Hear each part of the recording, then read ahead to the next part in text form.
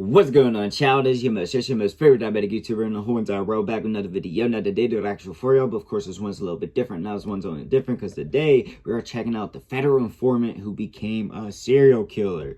Now, I'm gonna be honest with y'all, I have not heard about this story, and if I have, it's not hitting my mind, but I seen this pop up on my timeline, so I was like, yeah, let's just check this John out. It's got my interest because I feel like we've heard this story before, even when you take it into the, you know, gangster days when, you know, yeah, Shane's, you know, out there like that. I'm Italian, so I can say that shit. But, you know, like back even there, and they were, you know, had informants that who are allegedly catching bodies. Now, I'm very curious just about the story because I've never heard about it. So, yeah, with all that said, shout out to Cup Boys for video art react too. And also, I don't know for sure how much has been proven yet, so I'm going to say this is all alleged for safety. And also, it is all no hate. Now, of course, I'm going to make my jokes, be brutally honest, and I won't lie to y'all, I am typically an arsehole, but if it was hate, beef, or anything crazy like that, I straight up admit it. Now, one more time, all love, no hate, and also excuse my cat. Just got back from vacation, so they were missing me. All right, child, no more hesitations. Let's get into the video now. Brown. He was supposed to be helping law enforcement. Instead, he became one of the most dangerous killers Detroit has seen in years. He's a man whose name you've probably never even heard of, but he's a career criminal with a long rap sheet,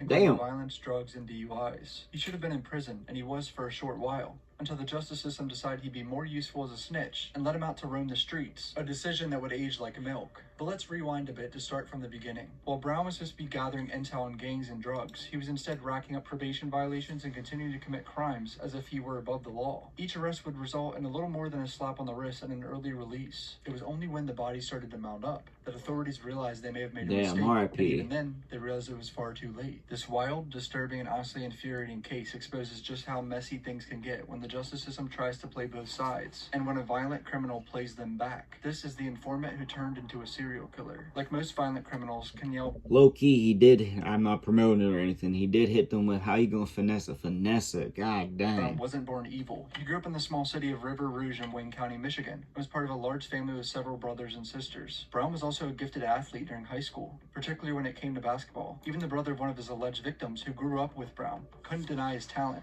going so far as to call him a star and the best. The problem was basketball wasn't the only thing that Kenyal Brown was addicted to. Brown's drug addiction is said to have caused a dramatic shift in his personality, and he soon started getting in trouble. That would all make it. sense. In August of 1997, at age 18, Brown was arrested after attacking someone with a weapon. He served a year at the Wayne County Jail. Then shortly after his release, he was arrested again in March of 1998 for carrying a weapon and resisting arrest. He pled guilty and was given a conditional suspended sentence of 4 years. By 1999, he clearly hadn't learned his lesson, and Brown was arrested for a third time after trying to sell someone a legal taser. Instead of being sent back to prison, Brown struck a deal with investigators and agreed to testify against other inmates in exchange for the charges being dropped and him being allowed to walk free. This would be his first taste of being an informant, and would start a worrying trend as his criminal activities continued to go unpunished. Keeping up his yearly arrest record, Brown was caught for possessing and attempting to sell drugs in September of 2000. Did he get any prison time then?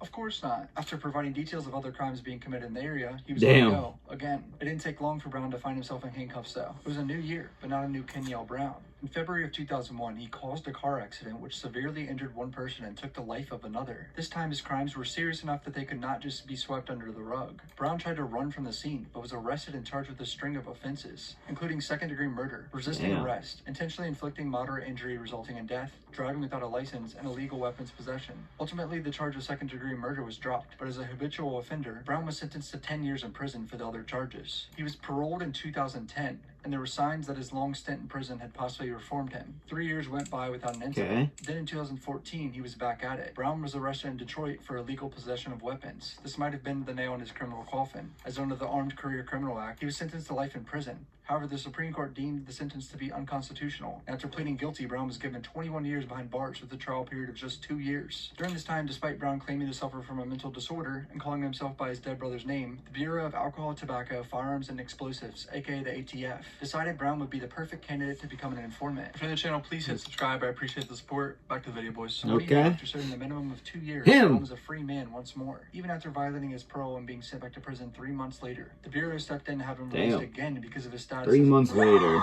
Oh, scared the shit out of me. Oh, my bad, y'all. We don't get paid for these ads. Of course, he gets his money, but 3 months back In in. October of 2019, He Kenyon found his Brown cheat breached his code. He's parole conditions playing several it now. times. He was arrested for drunk driving, tested positive for drugs on multiple occasions, and his only punishment was being sent to a drug treatment clinic for 21 days, after which just 2 weeks later, he was arrested for drunk driving again. He was eventually brought in front of a judge on October 29th, 2019 to answer That's my for birthday. parole violations. Judge Bernard Freeman said that he was aware of Brown's, quote, dangerousness, but incredibly he decided to give Brown yet another break, telling him you've got to stop doing this. Hilariously, though not really, the same day after he walked out of court, Brown was rewarded with a meeting with the DEA and Detroit Police Task Force, not as a suspect, but as an informant. Chief James Craig of the Detroit Police Department later called this appointment magical. He's getting more promotions than saying that they never would have used I have in my life. Had they known about his multiple probation violations? Surely they had to have known about his violations before hiring him as an informant. In the words of Keith Corbett, a former federal prosecutor, they had to have known he was involved in a lot of criminal activity in order to have any reason to expect that he would be a decent informant. Everybody I guess knew he was so, a bad right? guy. The worst part is the Detroit DEA task force paid Brown $150 for information about drugs and gangs in the city, and now his killing spree begins. Still to this day,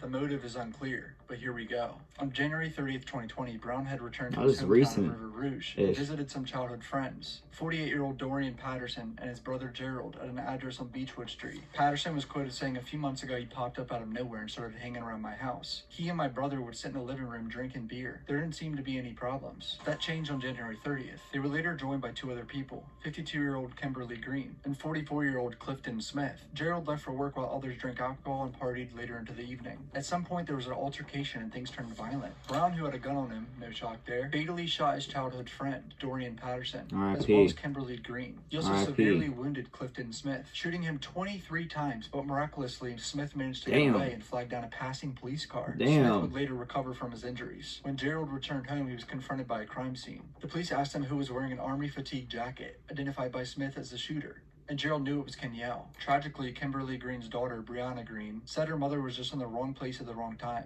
She was visiting friends and had no connection to Brown. Unfortunately, Kenyelle Brown had already fled the scene by the time officers got there. As it turns out, Dorian Patterson and Kimberly Green were not his first victims, nor would they be his last. Police were quickly able to determine that Brown was responsible for another fatal shooting that happened just across the street less than a month prior. 31-year-old Lauren Harrington had been shot multiple times. The reason for which remains unclear, but it could have been a robbery gone wrong. With Brown now on the run, his next victim was 49-year-old Garces Woodward, who Brown shot and killed on February 18, 2020 while trying to rob him in Highland Park. 2 days later, Brown made his way to Detroit. Whilst there, he was captured on CCTV visiting 41-year-old Amir Thaxton. Thaxton worked at a clothing store, and although he was said to be familiar with Kenyelle Brown, that didn't stop the latter from killing him. Brown shot Thaxton inside the store before escaping with the money, valuables, and Thaxton's caravan. Growing increasingly desperate and violent, Brown attempted to steal a car in Detroit on February 22, 2020, and shot 36-year-old Eugene Jennings. Jennings was a father of 5, described by his family as a selfless man who had held his family together. He also had no connection to Brown. Despite being hunted by the U.S. Marshals Service Detroit Fugitive Apprehension Team, the Firearms and Explosive Detroit Field Division, and the ATF, the same ATF that once hired Brown as an informant, Brown managed to evade capture until February 24, 2020. It was only when Brown wandered into an adult bookstore in Oak Park, Michigan, and was noticed by the janitor that net began to tighten. Brown couldn't resist the urge to look at some nudie mags on the run for multiple murders. Bizarrely, Brown had been kicked out of the same bookstore before. The janitor noticed him when he returned you got kicked out of it. Reports. Brown overheard the employees talking about whether it was really him, and he ran out of the store. The janitor called 911, and police swooped in. Detroit Police Dispatch calling because we may have a wanted felon in your guys' area. He's wanted for like 5 homicides. Damn. Yeah. What do you have? Well, we got a call saying that a person saw him, and now they're looking for him in backyard. What do you have? He's jumping the gate now. Officers spotted Brown jumping over garden fences, and a local resident reported hearing 3 popping sounds. 40-year-old Kenyelle Brown was found slumped on the ground against a fence covered in blood. He had a self-inflicted gunshot wound to the right side of his head. Their reports state he only pulled the trigger once. Medics failed to find a pulse, but were able to bring Brown back to life. He never regained consciousness and died in the hospital 4 days later. Kenyelle's reign of terror had finally come to an end. He had claimed 6 lives, not including his own, or the person he killed in a car accident. When the news broke of his role as an informant and the numerous chances he had been given by authorities, people were rightly outraged. Clifton Smith, the man who was shot 23 times by Brown and survived, filed a federal lawsuit accusing 2 unnamed Detroit police officers of recklessly enlisting the aid of a confidential informant on a shooting spree that resulted in injuries and the deaths of 6 other victims. The Detroit News even ran an article saying 6 had to die to get a couple of drug dealers? It's shocking how such a violent criminal is able to get away with committing crimes for so long and be unleashed to the public. Yet it happened, and outside of Michigan, not many people have even heard of this guy. Have you heard of Kenyalle Brown before this video? That is a crazy ass. I'm gonna be honest, I've never heard it. Now, I'm gonna be honest with y'all. They definitely didn't do the research. He knew how to finesse the system, obviously. I'm not saying that in a good way. He knew how to finesse the system. We lost 6 innocent lives because I don't know for sure, but it seems like he might have just officially lost his point and just didn't see a return and just kept going and going. And if it wasn't for some nudie mags, it probably would have never, yeah, like, that's crazy. I don't know, but honestly, I don't know them personally. I'm not here to judge fully, but of course, at the end of the day, you took innocent lives without really any real reasoning behind it. Like, like, they weren't coming after you or anything like that. It seemed like it was all motivated towards money, allegedly. Like, I don't know. Like, yeah, it's pretty sad, but it's crazier. You should have just kept him locked up. I mean, I know people can have second chances and all that. I'm not saying that, but it didn't seem like he had enough time to really actually think about that. Now, I've never been there. I'm a civilian, etc., so I can't really say anything like that, but, like, you know, I don't know. Certain people deserve to be locked up. I'm not going to say he deserved it at the beginning, but, you know, the signs kind of showed that you should have let him maybe not be too, I don't know. I really don't know how to properly say anything like that. So I'm just going to keep it real. I'm sorry to all the innocent lives that he has taken, and I hope that all prayers and love to the families and the loved ones.